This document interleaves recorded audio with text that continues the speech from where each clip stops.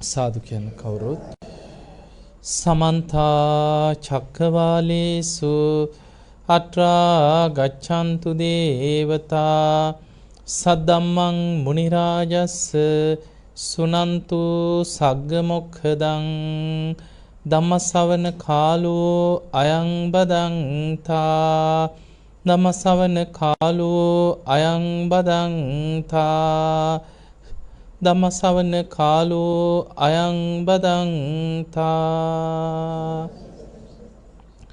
නමෝ තස්ස භගවතු වරහතු සම්මා සම්බුද්දස්ස නමෝ තස්ස භගවතු වරහතු සම්මා සම්බුද්දස්ස නමෝ තස්ස භගවතු වරහතු සම්මා සම්බුද්දස්ස සාදු කියන කවුරු වාසනාවන්ත පින්වතුනි අද මේ පින්වත් හැම දිනාම ධර්ම දානමේ මහා පින්කමක් සිදු කරගන්න සූදානමින් එකතු වෙච්ච පිරිසක්. පින්වතුනි, මේ මිය පරලොව ගිය සියලු ඥාතීනුත් මේ පින් අනුමෝදන් වෙලා සසර දුකින් අත මිදේවා කියන චේතනාව ඇති කරගෙන ධර්මයේ ශ්‍රවණය කරන්න අපි සූදානම් වෙමු. බණ අහනකොට පළවෙනිම දේ තමයි හොඳට අහන්න ඕනේ. ඒ අහන දේ තමන් තුළ ධාරණය කරගන්න දක්ෂ වෙන්නට ඕන. සුනාත ධාරේත. සුනාත හොඳට අහන්න කියන. ඒ බණ අහනකොට බාහිර කිසිම දෙයකට හිත යොමු කරන්නේ නැතුව ඕහිත සෝතෝ ධම්මං සුනාති කියන. හොඳට දේශනාවෙම හිත පිහිටවාගෙන බණ අහන්න දක්ෂ වෙන්නට ඕන. ධාරේත අහන ධර්මයේ ධාරණය කරගන්න. මතක තියාගන්න. චරාත ඒ ධර්මයේ තුල හැසිරෙනවා. අන්න එතකොටයි අපිට මේ ධර්මයේ ප්‍රතිඵලයක් ප්‍රයෝජනයක් ගන්න පුළුවන්කම තියෙන්නේ. පින්වතුනි, අපි මේ ජීවත් වෙන මේ කාලේ දැන් මේ අද මේ අපි ජීවත් වෙන මේ කාලේ ගත්තොත් ධර්මයේ දියුණු කරන්න අමාරුම යුගයක අපි මේ ඉන්නේ. මේ යුගයේ හරිම අමාරුයි. හැබැයි අපිට අමාරුයි කියලා විකල්පයක් නැහැ. අපිට අමාරුයි කියලා වෙන විකල්පයක් නැහැ. ඒ නිසා බුදුරජාණන් වහන්සේ පෙන්නවා හිස ගිනි ගත්ත කෙනෙක් ගින්න නිවන්න මහන්සි වෙනවා වගේ. වෙන බේරෙන්න අතක් නැහැ. වෙන විකල්පයක් නැහැ. ආයුධයකින් පහක් කාපු කෙනෙක් තුවාලයක් සනීප කරන්න වෙහෙසෙනවා වගේ. මේ සංසාරේ බය දකින්න කෙනා ධර්මාවබෝධයට වීරිය වඩන්න කියලා.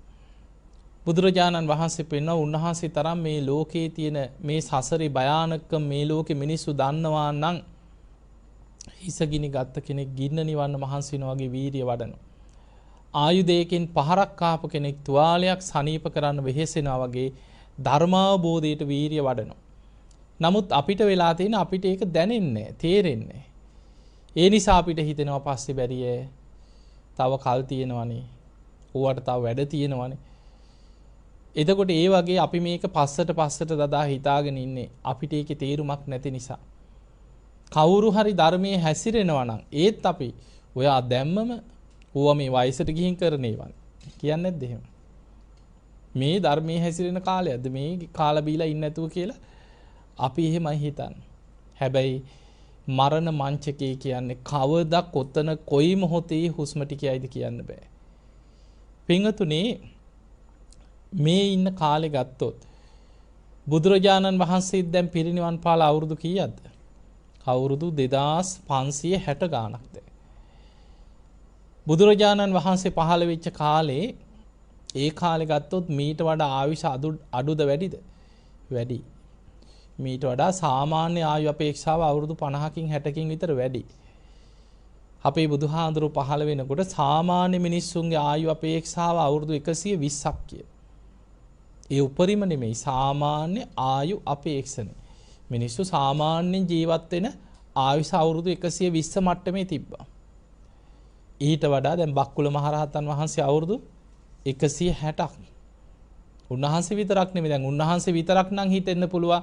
උන්වහන්සේ ඉතින් නිරෝගී සම්පත්තිය වෙනුවෙන්ම පින් කරලා පාරමී පුරලා ඒකනේ ඔය කියලා හිතෙන්න පුළුවන්.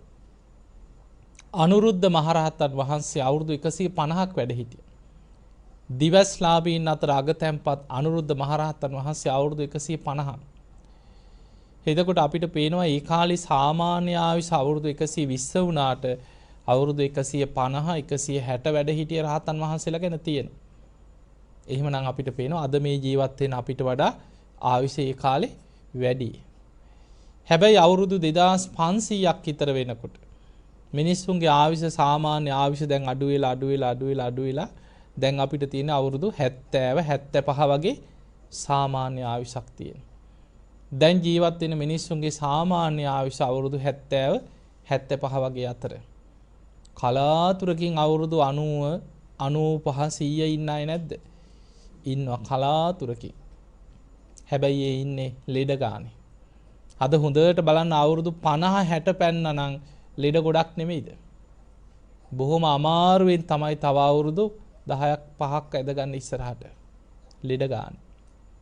අපේ කය දැන් වෙනදාට වඩා ඉක්මනින් දුර්වල වෙනවා. වේගෙන් ලෙඩ රෝග වලට ගොදුරු වෙනවා. දැන් බලන්න ඔබ පුංචි කාලේ අහපුවත් නැති ලෙඩ දැන් නැද්ද? ඒ කාලේ අහලවත් නැති අමුතු නම් වලින් ලෙඩ සැරින් සැරේ අමුතු අසංගත රෝගල කොච්චර විද්‍යාව දියුණුයි තාක්ෂණයේ දියුණුයි කීවට කොච්චර ලෙඩ රෝග මතුවෙනවද කියලා බලන්න. ඉස්සර අහපුවත් නැති ලෙඩ. එක ලෙඩකට බෙහෙතක් හොයාගන්නකොට බෙහෙතක්වත් හොයාගන්න බැරි තව ලෙඩ 100 ගාණක් අලුතෙන් මතුවෙන. ඒ නිසා අපි ජීවත් වෙන්නේ බොහොම අමාරුම කාලෙක. පින්වතුනි බුද්ධ දේශනාවක් තියෙනවා මහා සාල සූත්‍රය කියලා. අංගුත්තර නිකායේ තික නිපාතේ තියෙන. මේ දේශනාවේ බුදුරජාණන් වහන්සේ පෙන්නනවා බුදුහාඳුරන්ගේ මහා සාල කියලා බමුණේ. මේ බමුණ බුදුරජාණන් වහන්සේගෙන් අහනවා ස්වාමීනි භාග්‍යතුන් වහන්සේ මං අහලා තියෙනවා මෙන්න මෙහෙම කතාවක්. පෙර පහළ වෙච්ච බුදුරජාණන් වහන්සේලාට දීර්ඝ ආයුෂ තිබුණා කියලා. ඒ කාලේ මිනිස්සුත් බොහෝ ආයුෂ වින්දා කියලා මං අහලා තියෙනවා. මේක ඇත්තද කියලා අහනවා. ඊළඟට අහනවා ස්වාමීනි භාග්‍යතුන් වහන්සේ අනාගතයේ එන්න මිනිස්සුන්ගේ ආයුෂ අඩු වෙනවද? ඇයි මිනිස්සුන්ගේ ආයුෂ පිරිහිලා මිනිස්සු මේ වගේ විපත් වලට පත් වෙන්නේ කියලා අහනවා. බුදුරජාන් වහන්සේ වදාළ මහා සාල ඔබ ඔය අහලා තිබ්බ කාරණේ ඇත්තේ කිව්වා. පෙර පහළ වෙච්ච බුදුරජාණන් වහන්සේලාට දීර්ඝ ආයුෂ තිබ්බා කිව්වා. අදට වඩා අද අපිට අද ආයුෂෙන් ගත්තොත් අපිට හිතන්නවත් බෑ. දැන් මේ මහා බද්ද කල්පේ බුදුරු කී නමක් පහළ වුණාද අපේ බුදුහාඳුරන්ට කලින්? 3 නමයි. කකුසඳ, කෝණාගමන, කාශ්‍යප. අපේ බුදුහාඳුර තමයි 4 වෙනියට පහළ වුණේ ගෞතම බුදුහාඳුර. එතකොට කකුසඳ බුදුහාඳුරන්ගේ කාලේ සාමාන්‍ය ආයු අපේක්ෂාව අවුරුදු කීයක් කියලා දහලා තියෙන්නේ? 40000. හිතන්නවත් පුළුවන්ද අද? කෝණාගමන බුදුහාඳුරන්ගේ කාලේ සාමාන්‍ය මිනිස්සුන්ගේ ආයු අපේක්ෂාව අවුරුදු 30000ක් කියලා. කාශ්‍යප බුදුහාඳුරන්ගේ කාලේ සාමාන්‍ය ආයු අපේක්ෂාව අවුරුදු 20000ක් කියලා. අද අපිට හිතන්නවත් බෑ. ඇයි අද අපි අවුරුදු 100නුත් පල්ලෙහාට පිරිහිච්ච යුගයක ඉන්නේ. ඒ නිසා අද අපේ ආයුෂ ගැන අපිට හිතා ගන්නවත් බෑ. පින්වතුනි මෙහෙම ආයුෂ අඩු වෙලා කාලයකට මිනිස්සුන්ගේ ආයුෂ අවුරුදු අසංඛ්‍යයට වැඩි වෙනවා කියලා. එහෙම වැඩි වෙච්ච ආයුෂ මෙහෙම පිරිහිලා අඩු වෙලා අවුරුදු 100න් පහළට ආයුෂ පිරිහෙනවා කියන්නේ. බුදුරජාන් වහන්සේ දේශනා කරන අවුරුදු 100න් පහළට පිරිහෙනකොට බුදුවරු ලෝකෙ පහළ වෙන්නේ නැහැ කියන කවදාවත්. ඒකට හේතුව මිනිස්සුන්ට කෙලෙස් වැඩි කියන. අධර්ම රාගයේ, විෂම ලෝභයේ, මිත්‍යා ධර්මයේ, විකෘති ආසාවන් බලවත් වෙන කාලයක් කියන. නියත මිත්‍යා දෘෂ්ටියේ ලෝකේ බලවත්ම කාලයක් කියන. දැන් හිතන්න ඔබ දන්නවනේ හැම බෝසතාණන් වහන්සේ නමක්ම පස්මහ බැලුම් බලනවනේ. තුසිත දෙව්ලොව ඉඳන් බලනවා බුදු කෙනෙක් පහළ වෙන සුදුසු කාලයේද කාලය, දීපය, දේශේ, කුලේ මව බහලා තියෙනවනේ. එතන කාලය කියලා බලන්නේ මිනිස්යන්ගේ ආයුෂ අවුරුදු 100න් පහළට පිරිහිලා නම් බුදුවරු පහළ වෙන්නේ නැහැ කියන. යන්තම් අපේ බෝසතාණන් වහන්සේ දා දෙව්ලොව ඉඳන් බලනකොට එදා මිනිස්සුන්ගේ ආයුෂ කීයද? 100ට චුට්ටක් වැඩි. 100ට වඩා වැඩි. ඒ නිසා අපේ බුදුහාමුදුරුවෝ දෙව්ලොවින් මනුලොවට බෝසතාණන් වහන්සේ බුද්ධත්වයේ පිණිස අහස් දිව්‍ය ලෝකෙන් චුත වෙලා වැඩම කරලා පින්වන්ත මහා මායා දේවිය කුස පිළිසිඳ ගත්තා. එතකොට දැන් අපි ඉන්න කාලේ ගත්තොත් ආයුෂ 100න් පල්ලෙහාට පිරිහිලාද නැද්ද? පිරිහිලා. බුදුහාමුදුරන්ගේ අර දේශනාවේ මහා සාලට කියනවා මහා සාල මිනිස්සුන්ගේ ආයුෂ අවුරුදු 100න් පහළට පිරිහෙනකොට අධර්ම රාගයේ බලවත් කියන. ඒ කියන්නේ විකෘති ආසාවන් බලවත්. මිනිස්සු සත්තු වගේ බල්ලෝ බලල්ලෝ තිරිසන්නුන්ට අන්ත වෙනවා කියන විකෘතිය. විෂම ලෝභය. ඒක ලෝභය ඉහවහ ගිහිල්ලා විෂම වෙලා තියෙන. එතකොට ඒ ලෝභකම කියන එක තණ්හාව කියන එක විෂමයි විකෘති. මිත්‍යා ධර්ම බලවත් කියන මිත්‍යා දෘෂ්ටිය බලවත්ම දේ වෙනවා කියන. එතකොට ඔය වගේ විකෘති ආසාවන් වැඩි වෙන්න බුදුරජාණන් වහන්සේ පෙන්වන මහා සාල අනාගතයේ මිනිස්සුන්ට විශාල විපත් තුනක් තියෙනවා කියන. මිනිස්සු අධර්ම රාගයයි විෂම ලෝභයයි මිත්‍යා ධර්මයයි බලවත් වෙනකොට පොළොවාසී දෙවිවරු මිනිස්සුන්ගෙන් ඈත් වෙනවා කියන. මිනිස් ආයුෂ අවුරුදු 100න් 15ට පිරිහෙනවා කියන්නේ මනුස්ස ලෝකෙට දෙවියන්ගේ රැකවරණ අහිමි වෙන කාලේ. දැන් අපිට ওই බුදුහාඳුරන්ගේ කාලේ ඒ බුදුරුන්ගේ කාලේ මේ දෙවිවරු පෙනී හිටියා මිනිස්සුන්ට උදව් කරා. අද නිකන් අහන්නවත් නැහනේ. එතකොට ඒ කාලේ දේශනාවල ගොඩක් තියෙනවා රහතන් වහන්සේලා ඉදිරියේ දෙවිවරු පෙනී ඉන්නවා. මිනිස්සුන්ට විපතක් වෙනකොට දෙවියන් පෙනී ඉන්නවා. මිනිස්සුන්ගේ ආයුෂ අවුරුදු 100න් 15ට එනකොට මිනිස්සුන්ගේ මනුස්ස ලෝකේ අකුසල් බලවත් වෙනකොට දෙවියන් මිනිසයන් ගැන කලකිරිලා දෙවියන්ගේ රැකවරණ මිනිස්සුන්ට අහිමි වෙනවා කියන. දෙවියන්ගේ රැකවරණ අහිමි වෙනකොට අපි දන්නේ නැති වුණාට බුද්ධ දේශනාවේ සඳහන් වෙනවා දැන් වැස්ස වහින්නේ දෙවියන් නිසාද? කතා කරන්න ඕනේ. නෑ වැස්ස වහින්නේ දෙවියන් නිසා නෙමෙයි. හැබැයි වැස්ස වලාහක කියලා දේවතාවරු කොටසක් ධර්මයේ පෙන්නනවා. ඒ දෙවියන්ගේ දේවානුභාවයෙන් 이르දි බලෙන් දෙවියන්ට පුළුවන් කියනවා වැසි ඇති කරන්න පුළුවන් කියන. අවශ්‍ය නම් හැම වෙලෙම වහින්නේ දෙවියන් නිසා නෙමෙයි. ඒ දෙවියන්ට වැසි ඇති කරන විදිහට පෙළහර පාලා අහසේ වැසි ඇති කරවන්න පුළුවන් කියන වැස්ස වලාහක දෙවියන්ට. දැන් අහසේ වලාකුළු යනවා දැකලා තියෙනවන්නේ. ඒ වලාකුළු යන්නේ දෙවියන්ද අරගෙන යන්නේ. කරේ තියාගෙන යනවා කවුරුත් නැහැ. ඒ වලාකුළු හුලං හමන දිශාවට යනවා. හැබැයි අබ්බ වලාහක කියලා දේවතා කොටසක් ඉන්නවා කියන අහසේ. ඒ දෙවියන්ට 이르දි බලයෙන් වලාකුළු යන දිශාව වෙනස් කරන්න පුළුවන් කියන 이르දි. පරිසරයේ සීතල ඇති වෙනවා, උණුසුම ඇති වෙනවා. ඒක දෙවියන් කරනවා නෙමෙයි, ඒක ස්වභාවික දෙයක්. හැබැයි සීත වලාහක, උණ්ණ වලාහක කියලා දේවතා කොටස් දෙකක් ගැන තියෙනවා. සීත වලාහක දෙවියන්ට පරිසරයේ සීතලක් ඇති කරවන්න පුළුවන් කියන. උණ්ණ වලාහක දෙවියන්ට පරිසරයේ උණුසුම ඇති කරවන්න පුළුවන් කියන. එහෙමනම් අපිට පේනවා මේක ස්වභාවිකව වෙන දෙයට බලපෑම් කරන්න පුළුවන් 이르දි බල සම්පන්න දේවතාවරු ඉන්නවා. බුදුහාමුදුරුවෝ පෙන්නා මහණෙනි මිනිස්සු ගුණ ධර්ම පුරනකොට, සිල්වත් වෙනකොට, ධාර්මිෂ්ඨව ජීවත් වෙනකොට ඒ දෙවිවරු ස්වභාව ධර්මයේ පාලනය කළ මිනිස්සුන්ගේ යහපතට උපකාර කරනවා කියලා. ඒකනේ ඉස්සර මිනිස්සු වැසි පිරිත කී දෙවියන්ට ආරාධනා කළා පිරිත් කියලා නිසි කලට වැසි ලබා දෙන්න කියලා දෙවියන් පිහිට වුණා. බුදුරජාන් වහන්සේ පින්න අනාගතයේ මිනිස්සු අධර්ම රාගයෙන්, විෂම ලෝභයෙන්, මිත්‍යා ධර්මයෙන් බලවත් වෙනකොට කොච්චර ස්වභාවිකව වැහැලා ගම් වතුර ගලලා නැත්තට නැති වුණත් දෙවිවරු නෙමෙයි කියන බලන්නේ හැරිලා. දෙවියන්ගේ පාඩුවේ ඉන්නවා. වෙන විපත වෙන්න ඇරලා දෙවියන් අහක බලනවා කියන. සුලිසුලක් ඇවිල්ලා විශාල විනාශයක් වෙලා ගියත් දෙවියන් ඒකට බලපෑම් කරන්නේ නැහැ කියන. වෙන විනාශ වෙන්න අරිනවා කියන. භූමි කම්පාවක් වෙනවා. පරිසරයේ උෂ්ණත්වය වැඩි වෙනවා. විශාල විපත් වෙනවා. දෙවියන් නෙමෙයි කියන පිහිට වෙන්නේ. ඒ නිසා දෙවියන්ගේ රැකවරණය අහිමි වීම තුළ අනාගත ලෝකේ විශාල ස්වභාවික විපත් වෙලා මිනිස්සු 100,000 ගණන් ලක්ෂ ගණන් මිය යනවා කියලා මහා සාල සූත්‍රයේ බුදුහාඳුරු පෙන්නු. ඔය එකක්. දෙවැනි එක බුදුරජාන් වහන්සේ වදාළ මහා සාල අනාගතේ මිනිස්සු අධර්ම රාගයෙන්, විෂම ලෝභයෙන්, මිත්‍යා ධර්මයෙන්, අකුසලයෙන් බලවත් වෙනකොට දෙවියන්ගේ රැකවරණ මිනිස්සුන්ට අහිමි වෙලා දෙවියන් මිනිස්සුන්ගෙන් ඈත් වෙනවා කියන. එතකොට සැඩ යක්ෂයන් මිනිසුන් අතරට යකුන් මුදා හරිනවා කියන. මේක දේශනාවේ තියෙන ඔබ බලන්න අංගුත්තර නිකායේ තික නිපාතේ තියෙන. මහා සාල කියන සූත්‍රය. ඒ දේශනාවේ පෙන්නනවා මිනිස්සු ගුණ ධර්මයෙන් ඈත් වෙනකොට දෙවියන්ගේ රැකවරණ අහිමි වෙනවා. වෛශ්‍රවණ දෙවියන් තමයි යක්කු පාලනය කරන නායක සෙන්පති දේවතා. වෛශ්‍රවණ දෙවියන්ගේ අනෙන් නපුරු දරුණු යක්කුන් තෙරුවන් සරණ ගිය උපාසක උපාසිකාවන්ට හිරිහැර කරන්න එපා කියලා දෙවියන්ව බන්ධනය කරලා තියෙනවා. ඒක නිකන් මේ චිත්ත බන්ධනයක් ගැන තියෙන. දෙවියන්ව බන්ධනය කරලා දෙවියන්ව ආරක්ෂා කරගෙන ඉන්නවා මිනිස්යන්ට හිරිහැරයක් නොවන විදිහට. හැබැයි මිනිස්සු අධර්ම රාගයේ විෂම ලෝභයේ මිත්‍යා ධර්මයේ බලවත් වෙනකොට සැඩ යක්ෂයන් අර වයිස් දෙවිවරු අහක බලනකොට සැඩ යක්ෂයන් මිනිසුන් අතරට යකුන් මුදා හරිනවා කියන. මහා දරුණු අමනුෂ්‍යෝ ගම් නගර නියංගන් වල අරක් ගන්නවා කියන අනාගතේ. බුදුහාඳුර පෙන්වා මිනිස් ආයුෂ අවුරුදු 100න් 15ට පිරිහෙන්න අමනුෂ්‍ය විපත් වලින් 100 දහස් ගණන් ලක්ෂ ගණන් මිනිස්සු මැරෙනවා කියලා.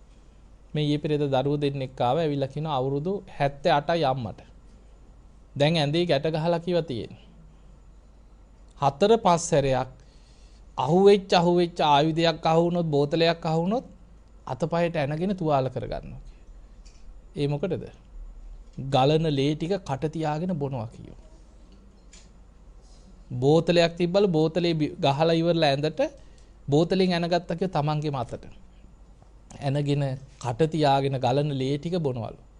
තමන්ගේම ලේ ටික. එතකොට පිහියක්වත් මොකවත් තියන්න බෑ කිව්ව හැම වෙලෙම එක්ක අත කපාගෙන කට තියාගෙන උරාගෙන බොනවලු. පේනවනේ භයානකම. ඒ දරුවෝ කියනවා හාමුදුරනේ ඉල්ලන්නෙම වතුර එකක් දුන්නත් වීසි කරනවලු. ඕවා එපා මට ලේ දීපන් කියනවලු. දැන් බලන්න මනුස්ස ජීවිතේ අවුරුදු 70 75 වෙනකොට දරුණු අමනුෂ්‍යයන්ට ගොදුරු වෙන හැටි. ඒ නිසා ධර්මයක් නැතුව ජීවත් වුණොත් මේ අපි ජීවත් වෙන යුගයේ අමාරුයි. විපතේ වැටෙන්න තියෙන ඉඩකඩ වැඩි. මොකද දෙවියන්ගේ රැකවරණය අහිමි වෙච්ච ලෝකයක්. එවැනි පරිසරයක් තුල ධර්මයෙන් තමයි යන්තම් හරි රැකිලා ඉන්නවනම් රැකෙන්න තියෙන්නේ.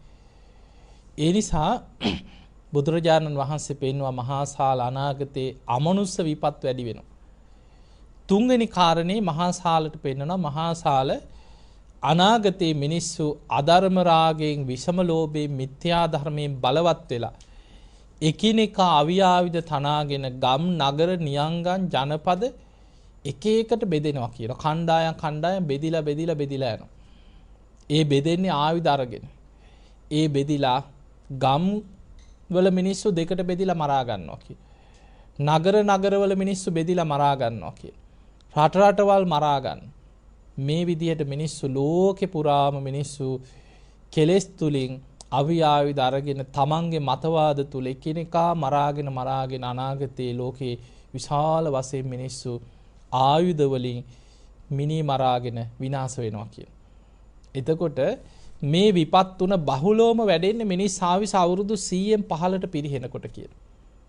දැන් ඔබ අහලා ඇතිනේ ඔය දීඝනිකායේ තියෙන චක්‍රවර්ති සීහනාද කියලා සූත්‍රය.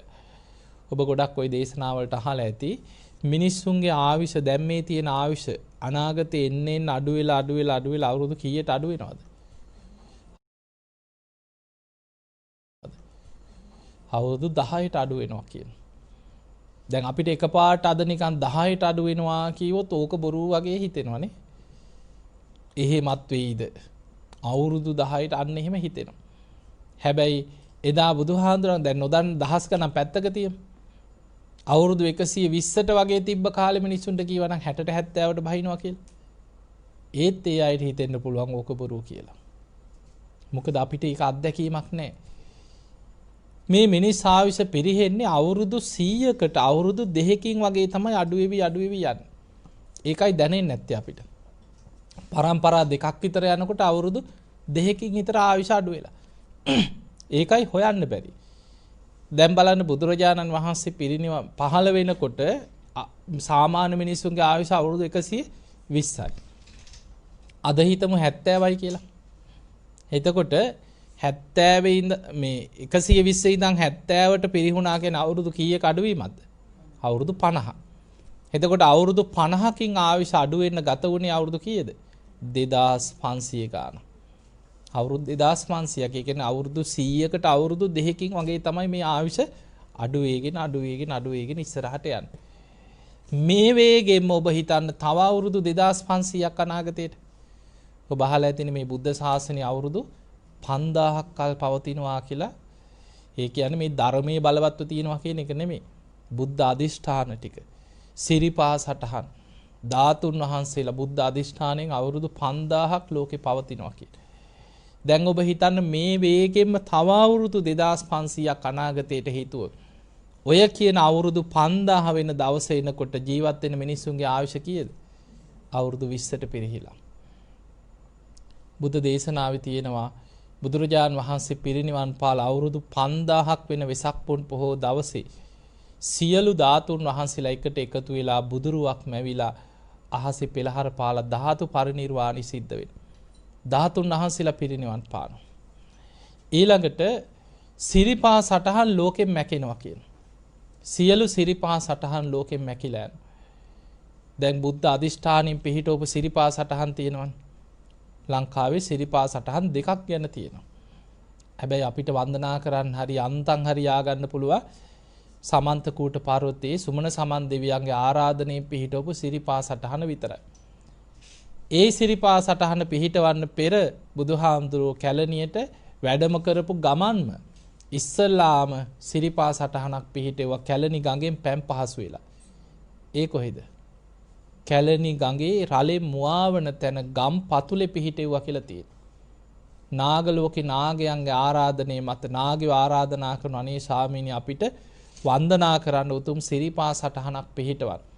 බුදුරජාණන් වහන්සේ කැලණි ගඟෙන් පැන් පහසු වෙලා ගොඩට වැඩම කරපු වෙලාවේ ගම් පතුලේ රළේ මුවාවන තැන සිරිපා සටහනක් පිහිටෙව්වා කියන. ඒක අපිට වදින්න නෙමෙයි. නාගලෝකේ නාගයන්ගේ ආරාධනය.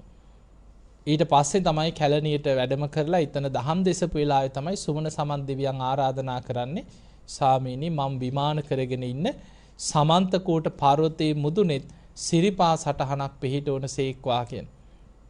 එතකොට අපිට පේනවා මේ සිරිපා සටහන් ඉන්දියාවෙත් තියෙනවා නර්මදා නදී තීරේ. ඊළඟට සත්‍යබද්ද පර්වතයේ මකුලව මක්කම විහාරයේ සිරිපා සටහනක් පිහිටෙවුවා කියලා තියෙනවා. එතකොට ඔය හැම තැනම සිරිපා සටහන් පිහිටවන්නේ අවුරුදු 5000ක් යනතෙක් මේ දහසක් නිම්වලලු වලින් යුතු චක්‍ර ලක්ෂණයන්ගින් යුක්ත මේ උතුම් සිරිපා සටහන නොමැකී පවතිවා. ඒ මත බුද්ධ අධිෂ්ඨාන පිහිටවනවා අවුරුදු 5000ක් යනතෙක් නොමැකී පවතිවා. දෙව් මිනිසුන්ගේ වන්දනා ලැබමින් බුදුරජාණන් වහන්සේගේ බුද්ධ අධිෂ්ඨානයේ ආශිර්වාදයේ ලෝකයට ලැබේවා කියලා අධිෂ්ඨාන පිහිටවන. හැබැයි බුදුහාමුදුරුවෝ පිරිනිවන් පාලා අවුරුදු 5000 යනකොට ඔක්කොම මැකිලා යනවා කියන්නේ. එතකොට හිතන්න මේ වේගෙන් මිනිස් ආයුෂ අඩු වෙලා තව අවුරුදු 2500ක් ওই ධාතු පරිනිර්වාණය වෙන කාලේ එනකොට ඉන්නේ මිනිස්සුන්ගේ ආයුෂ අවුරුදු 20ට විතර පිරිහිලා. ඒ 20 ආයුෂත් එතනින් පස්සේ තව අවුරුදු 200ක් 300ක් යනකොට මොකද වෙන්නේ? අඩු වෙලා අවුරුදු 10ට බහිනවා. අවුරුදු 10ට ආයුෂ පිරිහෙනකොට බුදුරජාණන් වහන්සේ ඔබ අහලා ඇති සත්තු වගේ කියන මිනිස්සු ගැන තියෙන. බුදුහාඳුරු පෙන්නනවා මහණෙනි මිනිස්සු සත්තුන්ට අන්තයි කියන. මේ මගේ අම්මා නේද, මේ මගේ සහෝදරයා නේද, මේ මගේ දරුවා නේද කියලා එහෙම නෑ කියන මිනිස්සුන්ට සත්තු වගේ කියන. ඊළඟට ද්වේෂය කොච්චර බලවත්ද කියන්නේ එකිනෙකා ගැන දකින පොඩ්ඩ ඇත්නම් ලේ පිපාසිත ආසාවල් ඇති වෙනවා කියන. ලේ පිපාසයක් ඇති වෙනවා කියන. ඒක බුදුහාඳුරු උපමාවකට පෙන්නනවා මුව වැද්දෙක් මුවෙක් දැක්කා වගේ කියන. මුව වැද්දා මුවන් මරන්න යන මිනිස්සයාට එක පාට ඇහැට මුවෙක් ගැටුණාට පස්සේ ආයි වටපිට බලන්නේ නැහැ කියනවා. ඇයි වටපිට කොහේ හරි බලපු ගමන් වෙන්නේ මුවා ඇහෙන් ගිලිහෙන්න පුළුවන්. ඒ මුවා දෙසම බලාගෙන ආයි බිම බලන්නෙත් නැහැ මොනවද තියෙන්නේ ඇදගෙන වැටෙයිද කටු පඳුරුද ඕවා බලන්නේ. මුවාටම ඉලක්ක කරගෙන මුවා පස්සෙම පන්නනවා කියන මරණකම්. තමන්ට වෙන අනතුරු බලන්නේ නැහැ කියන. මුවාම ඉලක්ක කරගෙන පන්නගෙන යනවා කියන. ඒකට තමයි මෘග සංඥාව කියන්නේ. ඒ වගේ මිනිස්සුන්ට එකිනෙකා දකින්නකොට මුව වැද්දෙක් මුවෙක් දැක්කා වගේ ඒ පුද්ගලයා මරණකම් ඉවසුමක් නැහැ කියන. එහෙම විකෘති ආසාවක් ඇති වෙනවා කියන මිනිස්සුන්ගේ ආයුෂ අවුරුදු 10ට පිරිහෙනකොට. ඒ විකෘති ආසාව ඇති වෙනකොට ලෝකෙ දින 7ක් මහා වර්ෂාවකින් ලෝකයාම වැහැලා මිනිස්සු විකෘති වෙනවා කියලා. කෙලෙස් ඇවිස්සලා විකෘති වෙන වැස්සක් එනවා කියන. ඒකට තමයි කියන මුර්ග සංවර්ෂාව කියලා. ඒ වර්ෂාව එන්න කලින් දෙවිවරු මිනිස් වේසෙන් විලාප දීගෙන මනුස්ස වෙස් මවාගෙන කියාගෙන යනවා කියන මිනිස්සු අතර. තව ටික දවසකින් මේ වගේ ලකුණු පහළ වෙනවා. මහා විශාල වර්ෂාවක් ඇදහැරෙනවා දවස් 7ක්. උඹලා කෑම බීම අරගෙන තනියෙන් හැංගෙන්න තැන් හොයාගෙන කැලෑවල් වල ගල් ගුහාවල් වල තනියෙන් හැංගියල්ලා කියලා දේවතාවරු මිනිස් වෙස්ෙන් කියාගෙන යනවා කියලා. හැබැයි බුදුහාඳුරු පෙන්වනවා මහණෙනි ඒ කාලේ ඉන්නේ නියත මිත්‍යා දෘෂ්ටිය බලවත් පිරිසක් කියන. ආයි දෙවියන් මනුස්ස වෙස්ෙන් නෙමෙයි දිව්‍ය ස්වරූපයෙන් පෙනී හිටියත් පිළිගන්න පිරිසක් නෙමෙයි කියන ලෝකෙින්. පින්පව් කර්මඵල විශ්වාස කරන්නේ නැති පිරිසක්. ඔය අතර පෙර පින් තිබ්බ ඊටාම සුළු පිරිසක් මේක ඇත්ත වෙන්නේ නැති කියලා තනියෙන් හැංගෙනවා කියන. බුදුරජාණන් වහන්සේ පෙන්න මේ මෘග සංඥාව කොච්චර බලවත්ද කියන්නේ දෙන්නෙක් එකට හැංගුණොත් එක්කෙනෙකුට අනිත් කෙනා මරණ සිතුවිලි ඇති වෙනවා කියලා. අර දින 7ක් මහා වර්ෂාව වහිනකොට මනස කොච්චර විකෘති වෙනවද කියන්නේ දෙන්නෙක් එකට ගිහිල්ලා අපි යන් කියලා එකට හිතවත්කමෙන් ගිහිල්ලා හැංගුණොත් එක්කෙනෙකුට අනිත් කෙනා දකින්නකොට එයා මරන්න හිතෙනවා කියලා. බුදුහාඳුරු පෙන්නා මහණෙනි දින 7ක් යනකොට ලෝකෙම ලේ විලක් කියනවා. එකිනෙකා දකින තැන මරාගෙන ලෝකෙම ලේ විලක් කියනවා. දවස් 7 අවසන් වෙනකොට මුර්ග සංවර්ෂාව අවසන් වෙනවා. අර හැංගිච්ච මිනිස්සු තනියෙන් කැලෑවල් වලින් හැංගිච්ච තැන් වලින් එළියට එනවා කියලා. ඇවිල්ලා බලනකොට ගම් නගර වලට ගිහිල්ලා බලනකොට හැම තැනම ලේ විලක් කියනවා. ඒ අය ඊට පස්සේ ඉතුරු වෙච්ච ටික දෙනා තනියෙන් එකතු වෙලා දුක් වෙනවා. අහෝ අපේ ඥාතීන්ට වෙච්ච විපත. අහෝ අපේ සහෝදරවරු ඥාතීන් හිතවතුන්ට වෙච්ච විපත. ඔවුන්ගේ දුස්සීලකම් නිසාම යෝන් වෙනසුනේ. දැන් අර ඉතුරු වෙච්ච ටික දෙනා තීරණය කරනවා එහෙමනම් අපි අඩුම ගානේ එක ගුණ ධර්මයක් හරි රකිමු. දැන් ඒ වෙනකොට ධර්මයේ නැති කාලයක් අහන්නවත් බුදුහාඳුර පෙන්නවා මහණෙනි මිනිස්සුන්ගේ ආයුෂ පිරිහිලා අවුරුදු 10ට ලං වෙනකොට කුසල් කියපු වචනේවත් අහපු කෙනෙක්වත් ලෝකේ නැහැ කියන. එහෙනම් අනාගතයට තව යන්න ධර්මයේ බැබලිනවා නෙමෙයි ධර්මයේ නැති වෙලාම යනවා. කුසල් කියන වචනේවත් අහපු කෙනෙක්වත් ඒ කාලේ ලෝකේ හොයන්නවත් නැහැ කියන.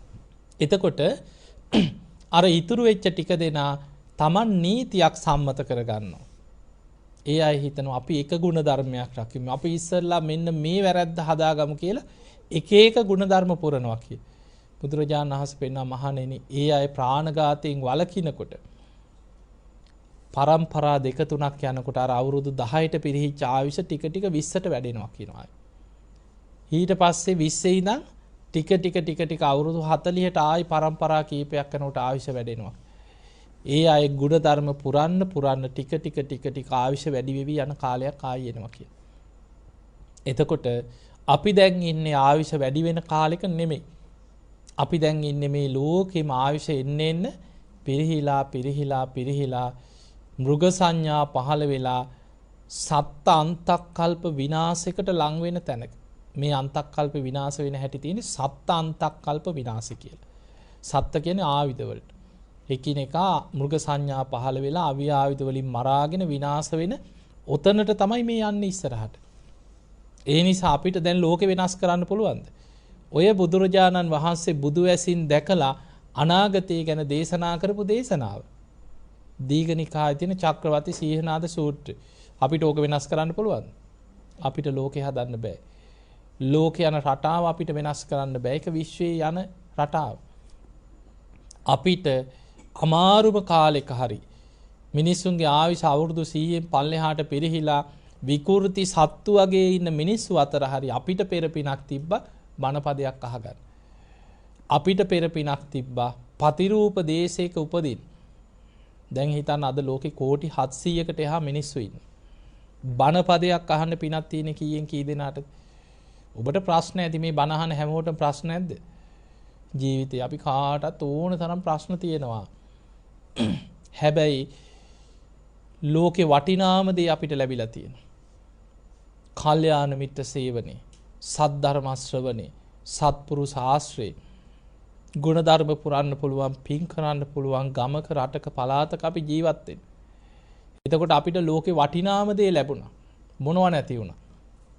මේකේ වටිනාකම දන්න කෙනා වේලක් කර වේලක් කාලා හරි කොච්චර ආර්ථික ප්‍රශ්න තිබුණත් මොන විදියට හරි දුක් විඳගෙන ධර්මයේ දියුණු කරගන්න. ඒ නිසා ධර්මයේ දියුණු කරගන්න උත්සාහයක් ගන්න වෙන කිසිම ගැළවීමක් නෑ. මොකද බුදුරජාණන් වහන්සේ පෙන්වුවේ මේ මනුස්ස ජීවිතේ බර වෙලා තියෙන කොහෙටද? සුගතියටද? සතර අපායේ මහගෙදර වගේ කිය.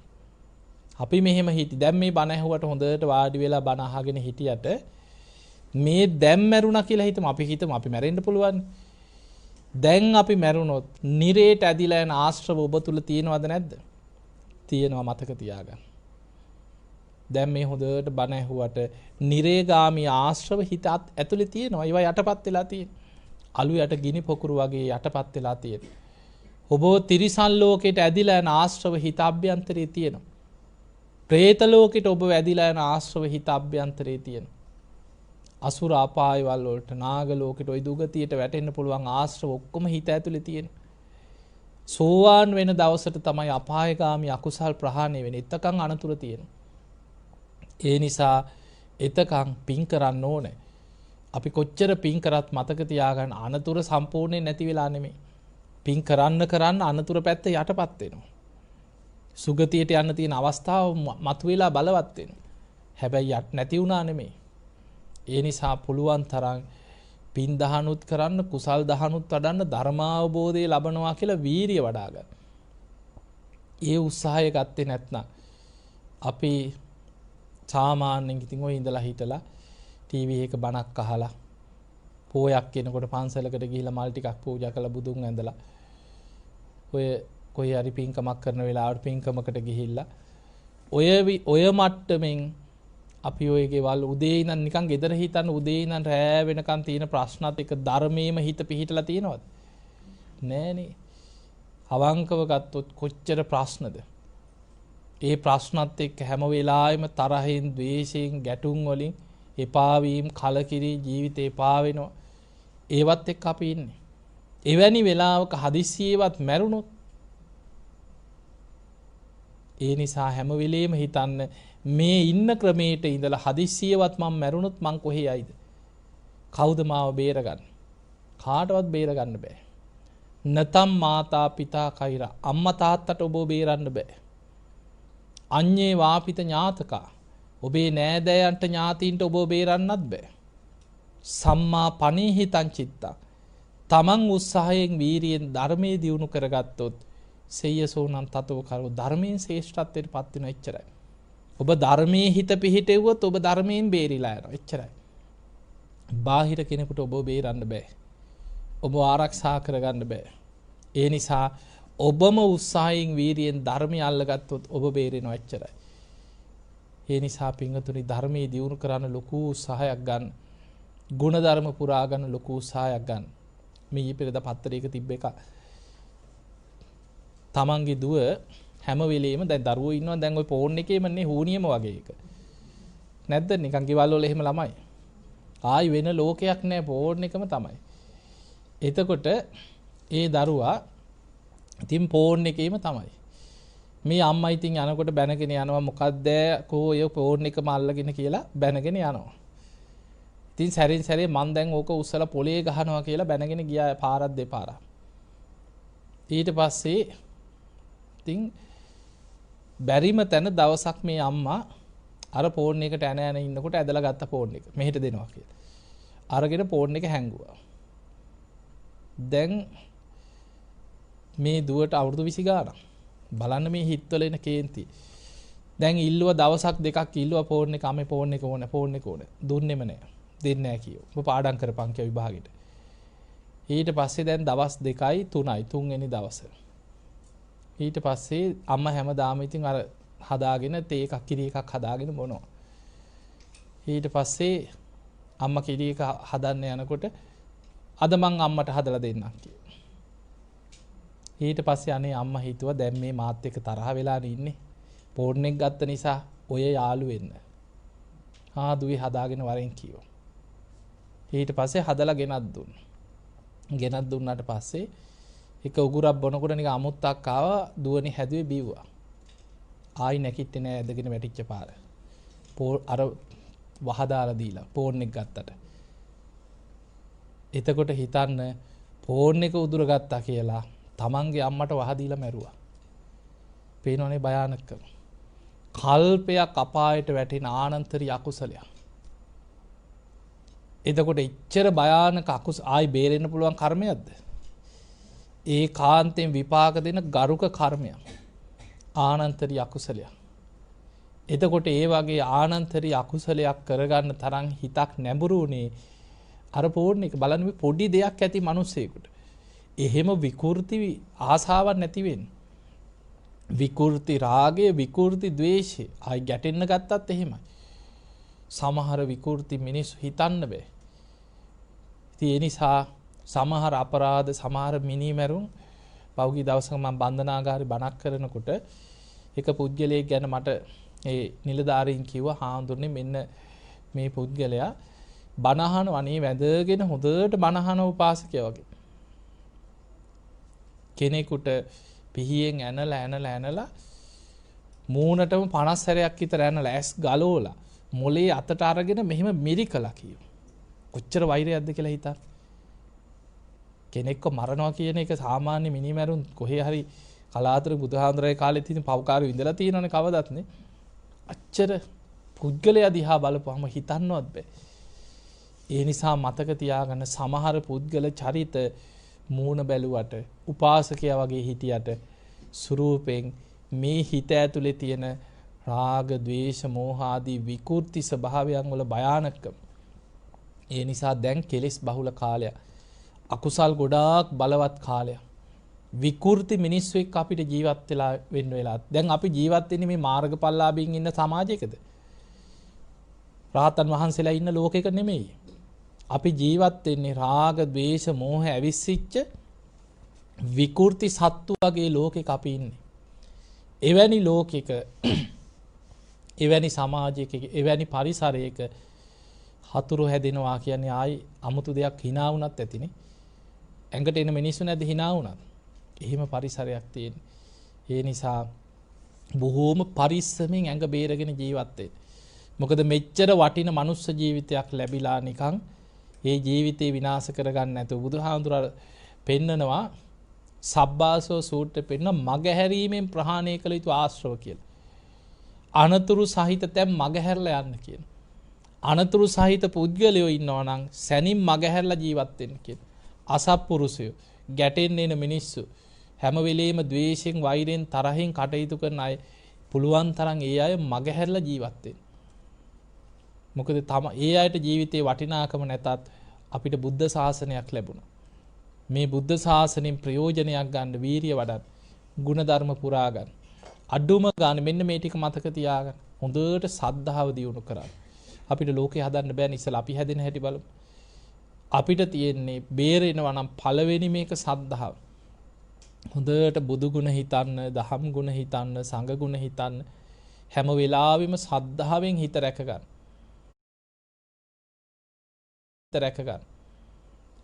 ඒ සද්ධාව කියන්නේ මහා පුදුම දෙයක්. ඒක අපේ නුවණට අහු වෙන්නේ නැහැ. ඇයි? බුදු ගුණ අචින්ත්‍ය දේවල් අපිට අහු වෙන්නේ නැහැ. ඒක බුද්ධ විෂයක් එච්චරයි.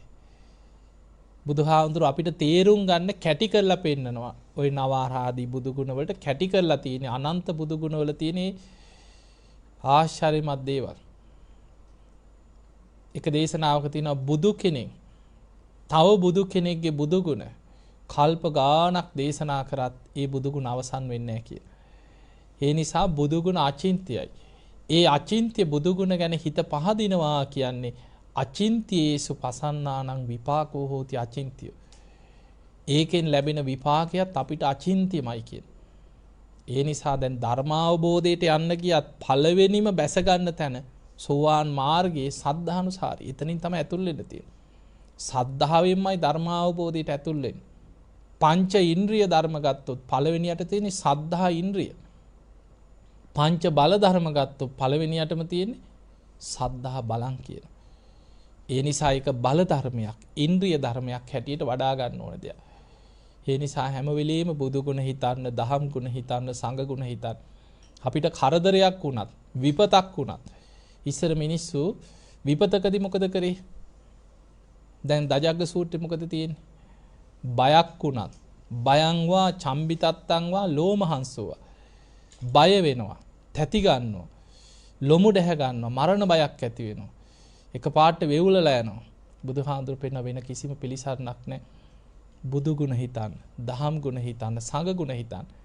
එතකොට තුනුරුවන් ගුණම හිතන්න කියන. අපිට හැම වෙලාවෙම ජීවිතේ තුනුරුවන්ගෙන් තොර ජීවිතයක් නැහැ. නත්ති මේ සරණං අඤ්ඤං බුද්ධෝ මේ සරණං වරං. නත්ති මේ සරණං අඤ්ඤං ධම්මෝ මේ සරණං වරං. නත්ති මේ සරණං අඤ්ඤං සංඝෝ මේ සරණං වරං.